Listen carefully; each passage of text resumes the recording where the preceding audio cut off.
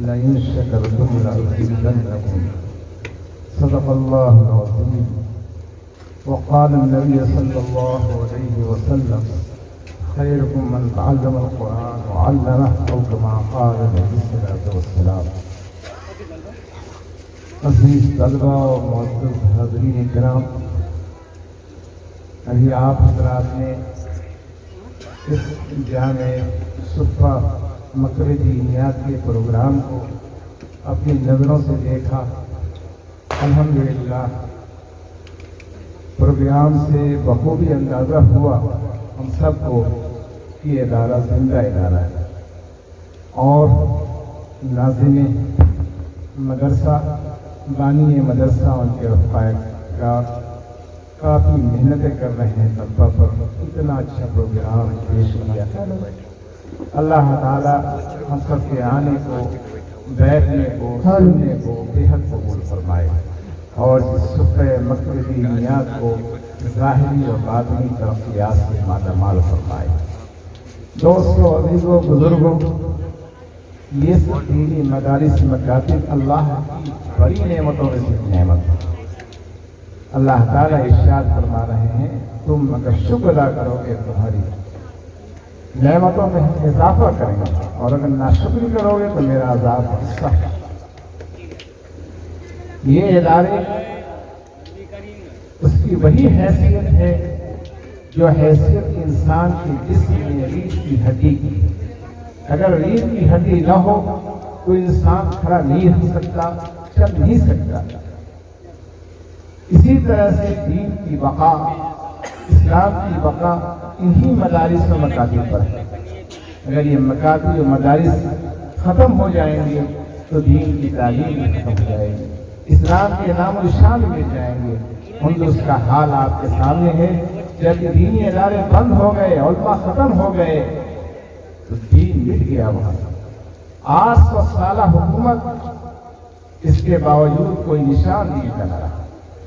علامہ اقبال جب ہندوستان کے سفر سے آئے تو لوگوں کو خطاب کیا کہ لوگوں ان علماء کی قدر کرو، ان کو اپنی حد پر دین کی خدمت کرنے دو، ان کی قدر کرو۔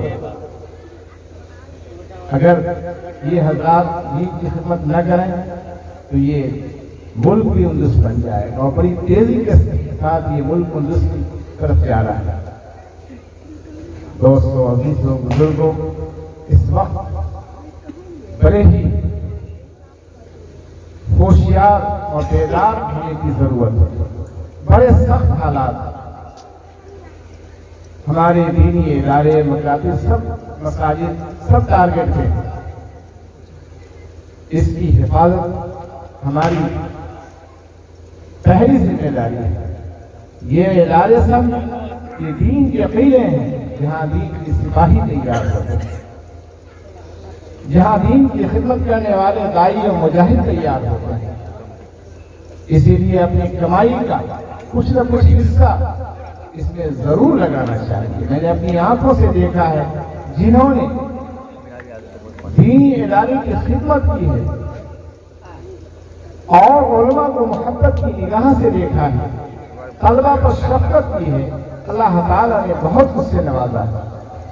اور ایسے لوگ جنہوں نے مخالفت کی ہے، اپنے پیسے کو خرافات میں خرچ کیا، دینی مدارس، مکاتب، مساجد پر نہیں خرچ کیا، تباہ برباد ہو گئے۔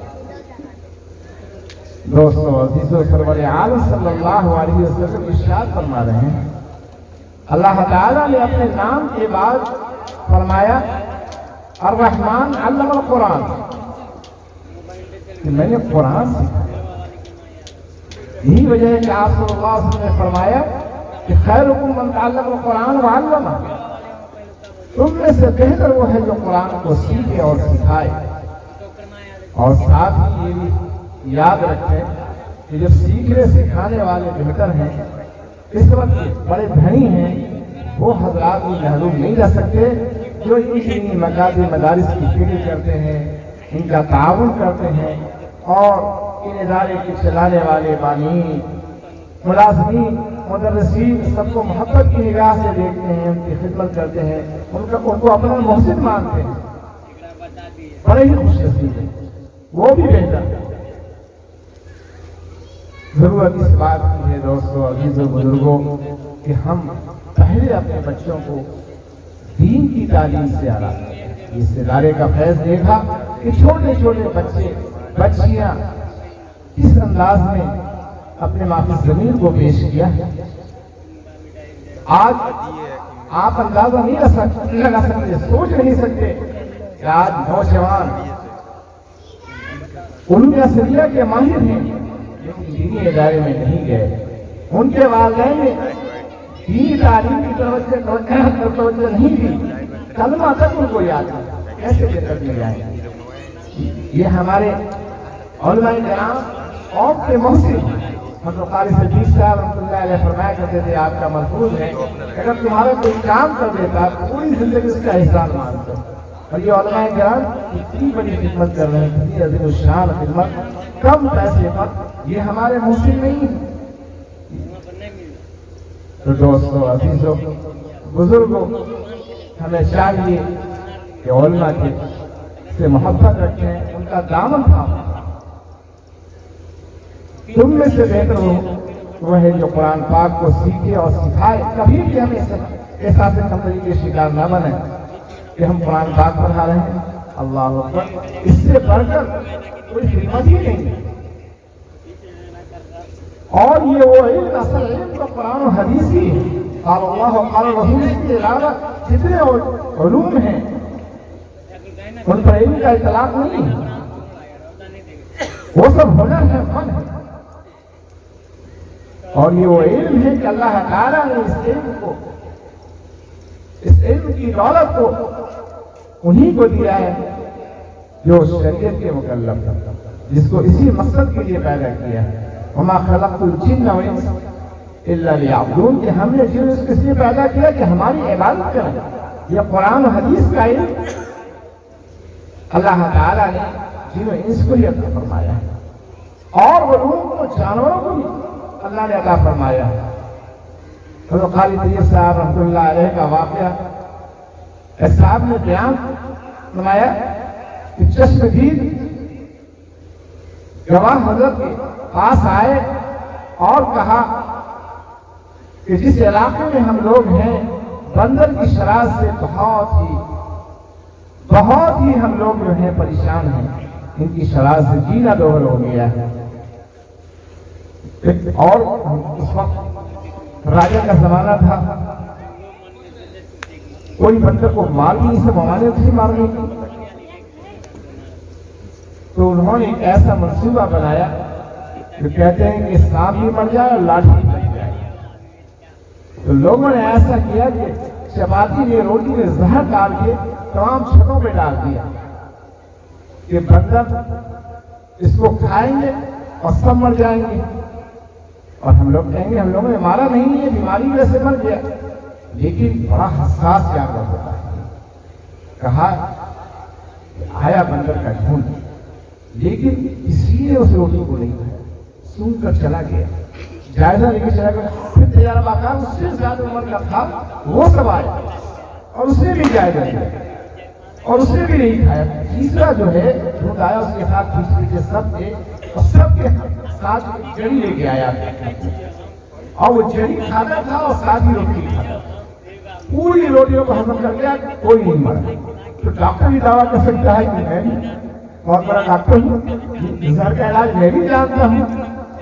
اسی طرح سے انجینئر کی یہی فیل ہے، شہد کی مکھیاں اتنی معمولی مخلوق اللہ تعالیٰ کی، لیکن اس کی کاریگری کو دیکھیے۔ تو یہ جو قرآن حدیث کا علم ہے اللہ تعالیٰ نے جن انسی کو عطا فرمایا، اور قسمت کے بڑے دھنی ہیں وہ جس کو اللہ تعالیٰ نے قرآن حدیث کا علم عطا فرمایا، جس کو قرآن کی دولت ملی اور اس نے کسی اور چیز کو دنیا کی زیادہ چاہے نگاہ سے دیکھا، اس نے بڑی چیز کی نہ کر لی۔ اور اللہ تعالیٰ جو عزت قرآن و حدیث کے حاملین کو عطا فرماتے ہیں دنیا میں کسی کو ایسا نہیں کرتے۔ امیر المومنین ہارون رشید، ان کے دو صاحبزادے امین و مامون، ان کو قاضی یحییٰ پڑھایا کرتے تھے۔ اور جب قاضی یحییٰ در سے اٹھے تو ان کے دونوں صاحبزادے ان کی جوتیوں کو صحیح کرنے کے لیے جھگڑتے تھے کہ اپنے استاد کی جوتی میں صحیح کروں گا. تو قاضی صاحب اس طرح سے فیصلہ کرتے کہ دیکھو جھگڑو مت، ایک جوتی تم صحیح کرو، ایک جوتی تم صحیح کرو. یہ منظر دیکھ رہے تھے. امیر المومنین ہارون رشید جب کھانے پہ تشریف لائے ہیں قاضی صاحب تو کہا امیر المومنین ہارون رشید نے کہ قاضی صاحب یہ بتائیے اس وقت اللہ تعالیٰ نے سب سے بڑی عزت کس کو دی؟ تو قاضی صاحب نے کہا کہ آپ امیر المومنین، اللہ نے آپ کو عزت دی. کہا آپ کا جواب صحیح نہیں. اس وقت اللہ تعالیٰ نے آپ کو عزت دی کہ دو ولی عہد آپ کی جوتیوں کو صحیح کرنے کے لیے جھگڑتے ہیں اور پھر صلح ہوتی ہے اس بات پر تم صحیح کرو. آپ کے سینے میں قرآن ہے، آپ کے سینے میں حدیث ہے، اس سے بڑھ کے کوئی دولت نہیں. اللہ نے اپنے نام کے بعد علم القرآن اور حضور پاک صلی اللہ علیہ وسلم نے فرمایا، آپ صلی اللہ علیہ وسلم نے ڈاکٹر تعلیم کی، آپ نے تعریف نہیں فرمائی تم میں سے بہتر ہے جو ڈاکٹر کی تعریف سیکھے اور سکھائے. نہیں. انجینئرنگ تعلیم سیکھے اور سکھائے نہیں. فرمایا ہے کہ قرآن پاک تجھے سیکھے اور سکھائے. حضرت خالد صدیق صاحب اللہ علیہ فرمایا کرتے ہیں، اے مدرسہ کے طلبہ تم اس طرح رہو، اپنے کیریکٹر اخلاق کو ایسا بناؤ، گناہوں سے پرہیز کرو، تمہارے چہرے پر انوار کی بارش ہوگی، تمہارا چہرہ نورانی معلوم ہوگا. کالج اور اسکول کے طلبہ تم کو چاہیے نگاہ سے دیکھیں گے. تم دیکھتے ہو اسکول میں پڑھنے والے اسٹوڈنٹ کو لچائی نگاہ سے نہیں، تم ایسے بنو. تو قرآن و حدیث یہ بہت عظیم الشان دولت ہے. حضرت والا ہمارے فرماتے ہیں بڑا خوش وقت ہے جس کو ملی ہے دین کی دولت. بڑا خوش وقت ہے جس کو ملی ہے دین کی دولت. وہ مستغنی ہے لیکن کیا کرے گا تاج سلطان. اور جس کا اللہ کو بھروسہ ہو جاتا ہے اور اللہ سے تعلق پیدا ہو جاتا ہے، اللہ والا بن جاتا ہے، تو پھر توحید کی مستی میں فرماتے ہیں کسی کے سامنے میں کیوں جھکوں، پرواہ کیا مجھے. یہ علم ایک بزرگ اپنے استاد کی اپنے والدین سے زیادہ عزت کیا کرتے تھے. کہا کہ اپنے والدین سے زیادہ؟ کہا ہاں، اس وجہ سے کہ والدین سے تو دنیا میں آنے کے سبب بنے ہیں، لیکن اس علم قرآن حدیث کے علم سے میں اللہ تک پہنچا ہوں. کیوں نہیں میں اپنے اساتذہ کرام کی عزت کروں جس سے اللہ تک پہنچا. اور یہ دولت مل جاتی ہے، اللہ سے تعلق پیدا ہو جاتا ہے تو اللہ بڑوں کو جھکا دیتے ہیں. کسی کے سامنے میں کیوں جھکوں، پرواہ کیا مجھ کو، خدا کے سامنے جب شوق سے گردن میری. تو دوستو عزیزو، ہمیں اللہ کا شکر ادا کرنا چاہیے اور دعا کرنا چاہیے. یہ مدارس مکاتب اللہ تعالیٰ ان کو قائم رکھیں. اللہ تعالیٰ حضرت کی ترقیات سے، ظاہری باطنی ترقیات سے اللہ تعالیٰ مالا مال فرمائے. حضرت والا ہمارے فرمایا کرتے تھے کہ دیکھو جو کچھ کرو اللہ کی رضا کے خاطر کرو، اللہ کی رضا کے خاطر کرو اور سنت کے مطابق کرو. ادارہ مقصود نہیں، اللہ کی رضا مقصود. اخلاص،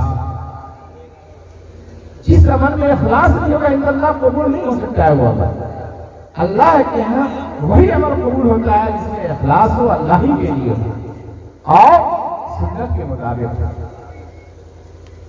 بغداد کے اندر خلیفہ بخت نے جو مدرسہ قائم کیا اور اس وجہ سے کہ لوگ اللہ کے خالص بندے بن جائیں، اللہ ہی کے لیے کریں اور اللہ کے حکم پر علم کے مطابق عمل کریں، اللہ والا بنے. یہی مقصد تھا خلیفہ بخت.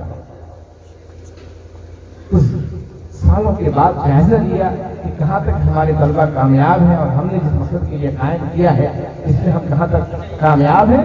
انہوں نے اپنے طلبہ سے پوچھا کہ تمہارا مقصد کیا ہے پڑھنے کا. تو کچھ طلبہ نے جس کے باپ بڑے عہدے پر تھے، قاضی تھے، کلکٹر تھے، ڈپٹی تھے، یہی اظہار کیا کہ میں چاہتا ہوں کہ اس منصب پر میں پہنچ جاؤں. کسی نے یہ نہیں کہا کہ میں اللہ کے لیے پڑھ رہا ہوں. میں جن چیزوں سے اللہ نے منع کیا اس سے میں بچوں گا، لوگوں کو بچاؤں گا اور جن چیزوں کا اللہ حکم فرمائیں گے میں اس کو بجا لاؤں گا۔ ایک طالب علم جو امام غزالی کے نام سے مشہور ہوئے مایوس ہو گئے، وقت کا اس ادارے کو رکھنا نہیں ہے، کسی پڑھنے والے کے اندر اخلاص نہیں، اللہ کے لیے نہیں پڑھ رہے، سب دنیا کے لیے پڑھ رہے، اب اس ادارے کو بند ہی کر دینا۔ جب دیکھا کہ گوشے میں بیٹھے ہوئے مطالعہ کو پوچھا میاں تم کیوں پڑھ رہے ہو، اس نے جو جواب دیا ہے اتنا خوش ہوئے کہ اب تمہاری ہی نیت کی وجہ سے اور تمہاری ہی وجہ سے اس ادارے کو قائم رکھیں۔ پھر اللہ تعالیٰ نے کیا مقام عطا فرمایا، کتنا اونچا مقام عطا فرمایا کہ آج تک علماء ان کے کتابوں سے فیضیاب ہو رہے ہیں، بڑے بڑے علماء ان کی کتابوں کو اپنے مطالعے میں رکھ کے ان سے فیض حاصل کر رہے ہیں۔ تو امام غزالی رحمۃ اللہ نے کہا کہ میں اسی وجہ سے پڑھ رہا ہوں کہ جن چیزوں سے اللہ نے منع فرمایا ہے میں اس سے رک جاؤں، اور جن چیزوں کا حکم فرمایا ان کو بجانا ہے، تمہاری اس نیت کی وجہ سے اس ادارے کو قائم رکھیں۔ بات تو بہت ہے، بہت اختصار کے ساتھ میں اپنی باتوں کو بس حضرت والا ہی کے شعر پر ختم کرنا چاہوں گا کہ خدا کے تم ہو خدا تمہارا، خدا کے تم ہو خدا تمہارا، خدا کو راضی کرو خدا را، خدا سے جن کو ہے کچھ محبت یہی صدا وہ لگا رہے ہیں۔ وآخر دعوانا الحمدللہ رب العالمین۔ دعا کریں۔ بسم اللہ الرحمن الرحیم۔ ربنا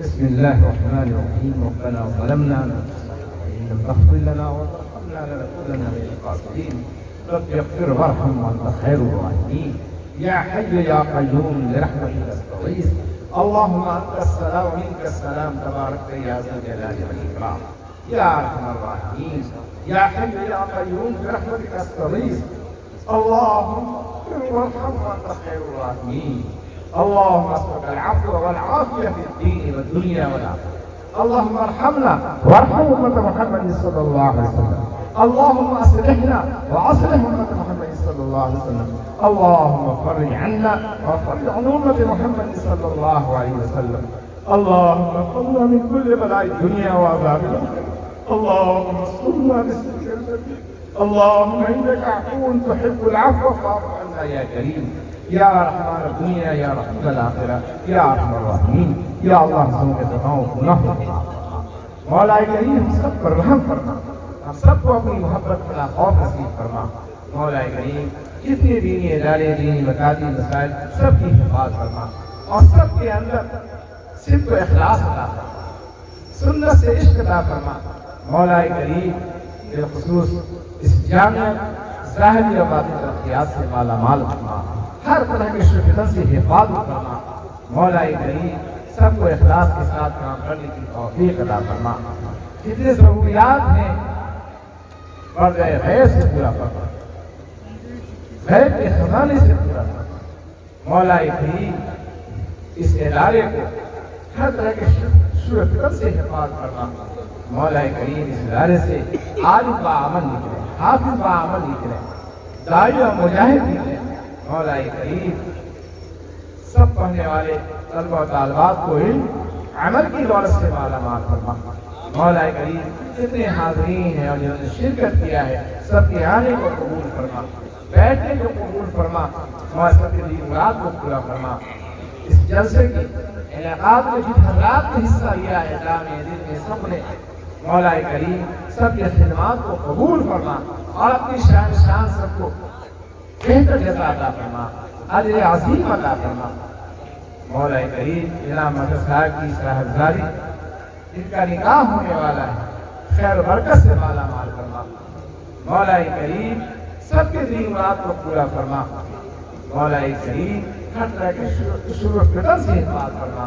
نفس شیطان جو دشمن ہے آج اسی کا کہنا مانتے ہیں، مولا کریم اس کے شر و فتنے سے اور شیطان کے مکر و فریب سے ہم سب کی حفاظت فرما، ہم سب کی حفاظت فرما، سب کے دین مراد کو پورا فرما۔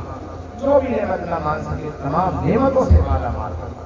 جن کے عزیزہ قبر دنیا سے رخصت ہو چکے ہیں سب کی بال بال مغفرت فرما، جنت نصیب فرما مولا کریم اس محلے پر اس شہر پر رحم کرم فرما پورے عالم اسلام پر رحم کرم فرما مولا کریم وبائی امراض سے پوری انسانیت کی حفاظت فرما مولا کریم سب کے دلی مراد کو پورا فرما اور سب کو اپنی وصیات کے مطابق زندگی گزارنے کی توفیق عطا فرما مولا کریم جو بھی نعمت نہ مال سکے تمام نعمتوں سے مالا مال فرما ربنا تقبل منا انك انت السميع العليم وصلى الله تعالى على خير خلقه محمد وعلى اله واصحابه اجمعين برحمتك يا ارحم الراحمين.